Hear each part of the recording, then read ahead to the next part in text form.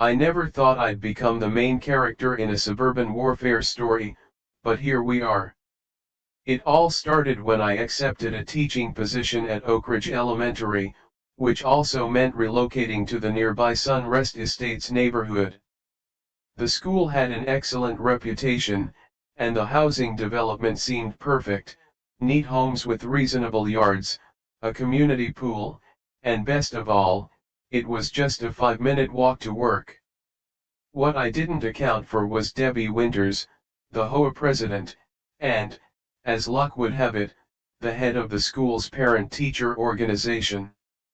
My first encounter with Debbie, or Karen, as she became known around the neighborhood, happened during the welcome mixer for new homeowners. She approached me with a smile that didn't quite reach her eyes, clipboard clutched to her chest like a medieval shield. "You must be the new 4th grade teacher," she said, her voice syrupy sweet. "I'm Debbie Winters, HOA president. My son is in 5th grade, so you just missed having him in your class. Lucky you." She laughed, but something in her tone suggested she actually meant the opposite. The first few months were uneventful. I taught my classes, attended the mandatory HOA meetings, and even volunteered for the Fall Festival Committee, hoping to integrate myself into the community. Debbie was everywhere, organizing classroom events, inspecting neighborhood lawns, and hosting monthly improvement discussions that were thinly veiled opportunities for her to criticize everyone's property maintenance. The trouble began when I decided to install a small above-ground pool in my backyard. Nothing extravagant, just a 15-foot round pool to cool off in after hot school days. I checked the HOA bylaws, filed the proper paperwork, and even had my plans approved by the architectural committee. Construction finished just as summer break began, and I was looking forward to 3 months of relaxation. 3 days after my pool was filled, I received my first violation notice: improper water feature installation, it read in bold red letters. I was confused since I'd followed every regulation to the letter. When I called the HOA office to inquire, guess who answered? Debbie, of course, who explained that while my pool met the technical requirements, it disrupted the aesthetic harmony of the community backyard view shed. "But my backyard is fully fenced," I pointed out. "How can it disrupt any view shed?" "I can see it from my 2nd-story window," she replied curtly, "and as president of the HOA, my perspective matters. You'll need to install additional landscaping to obscure it from view." I complied, planting a row of fast-growing arborvitae along the fence line. Another approval, another week of peace, until the next violation arrived, this time for unauthorized vegetation exceeding recommended height. I couldn't win. At school, things weren't much better. Debbie had begun dropping by my classroom during prep periods to offer assistance with upcoming PTO events. These visits always seemed to include subtle critiques of my teaching methods or classroom management.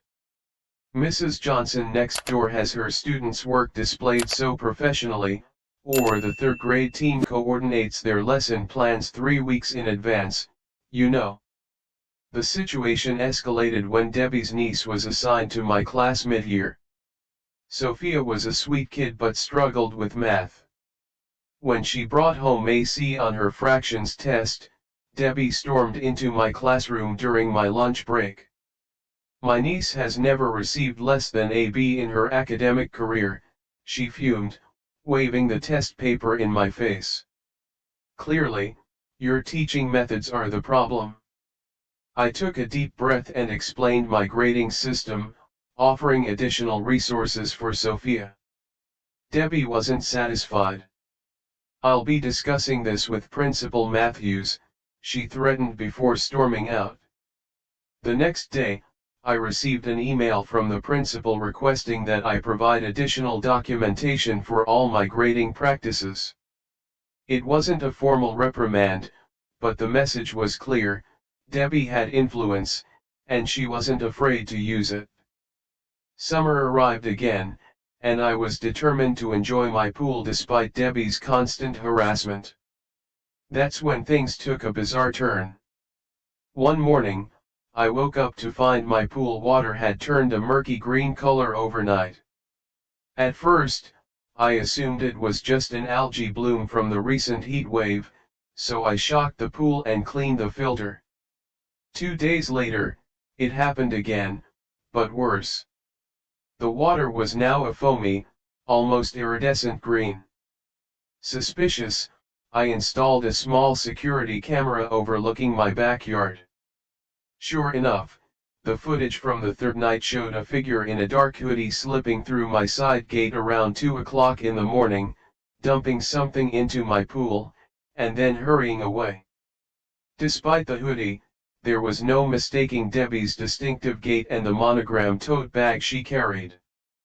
I took the footage to the police, who agreed to speak with her but warned me that without seeing her face clearly, they couldn't do much beyond issuing a warning. When confronted, Debbie feigned outrage and denied everything. "You really think I have nothing better to do than sneak around at night, messing with your little backyard puddle?" she scoffed. "Besides, anyone could have borrowed my bag." The police officer gave me a sympathetic look but shrugged. Without more concrete evidence, it was a stalemate. That evening, I received another HOA violation, this time for improper pool maintenance resulting in unsightly water conditions. The fine was $300. I was furious but determined not to let her win. I emptied and refilled my pool, installed better security lighting, and added a lock to my gate for good measure. I sent water samples to be tested, and the results confirmed my suspicions. Someone had been adding industrial-strength algicide in excessive amounts, along with copper sulfate products that, when combined, created the weird chemical reaction in my pool. Armed with this information, but aware that I still couldn't definitively prove it was Debbie, I decided on a different approach.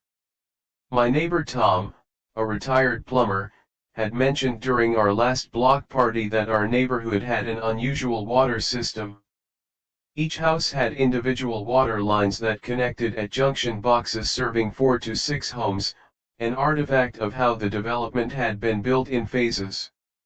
"Interesting," I said, "an idea forming.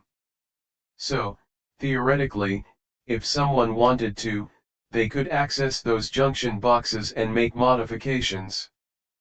Tom raised an eyebrow. "Theoretically, yes, but you'd need specialized tools and knowledge of the system." "Why do you ask?" I smiled innocently. "Just curious about how everything works. Say, would you be willing to show me our junction sometime? Purely educational." Tom, always happy to share his expertise, gave me a detailed tour of our water system the following weekend. He even explained how water flow could be redirected in case of emergency repairs. Not that anyone should mess with it, he emphasized. That would be against county regulations, unless you're a licensed professional.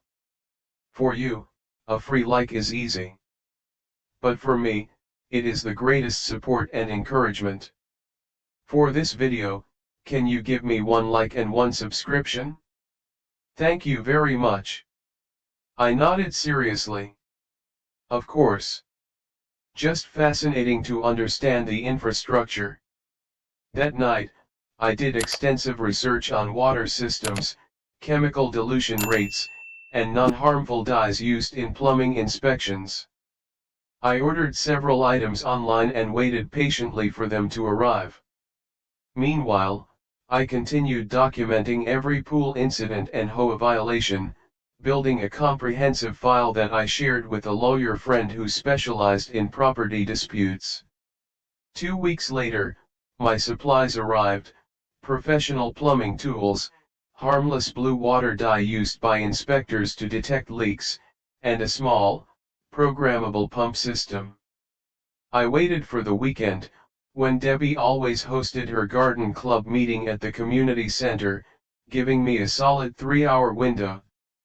With Tom's lessons in mind, I located the junction box serving both our homes and made a simple modification. I installed a small reservoir system with the diluted blue dye and programmed it to release a tiny amount into Debbie's water line every few hours, not enough to be immediately noticeable, but sufficient to gradually tint her water a subtle blue shade over several days. The beauty of my plan was its harmlessness.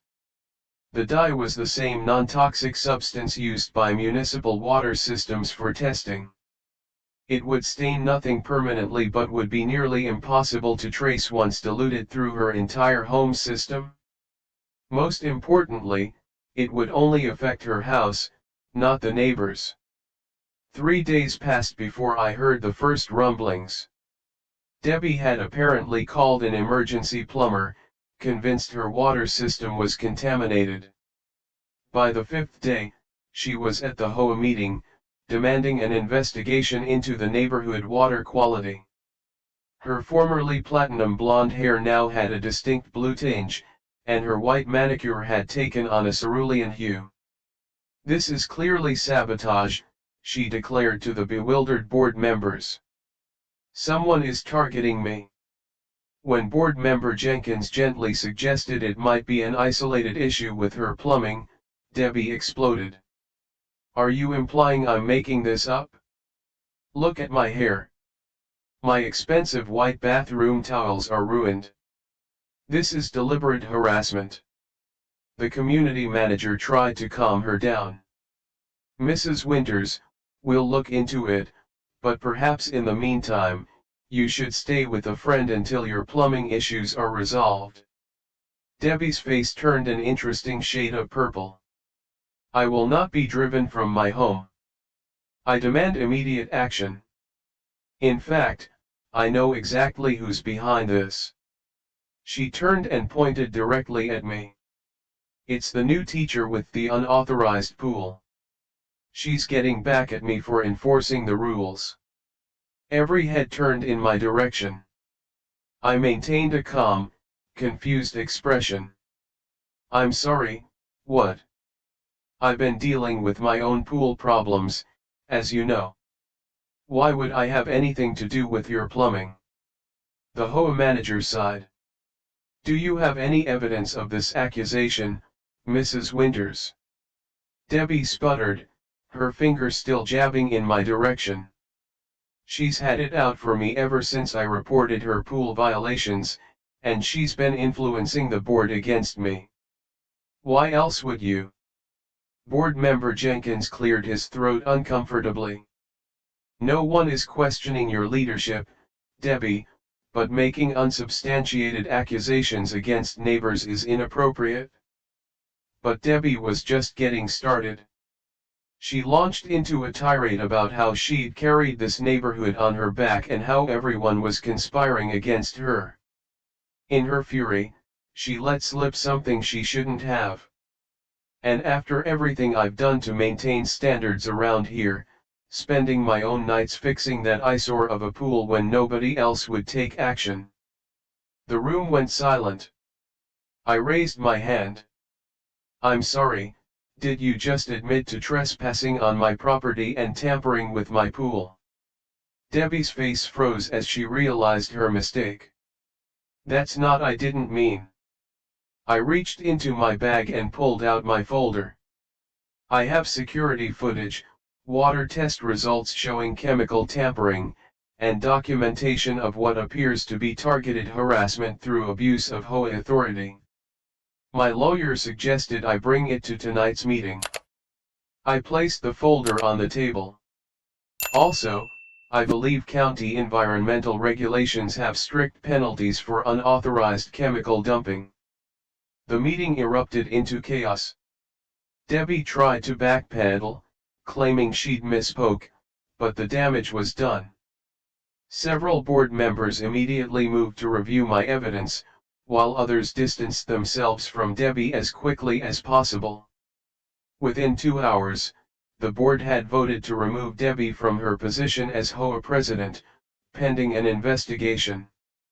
The school principal, who lived in the neighborhood and had witnessed the entire meltdown, pulled me aside afterward.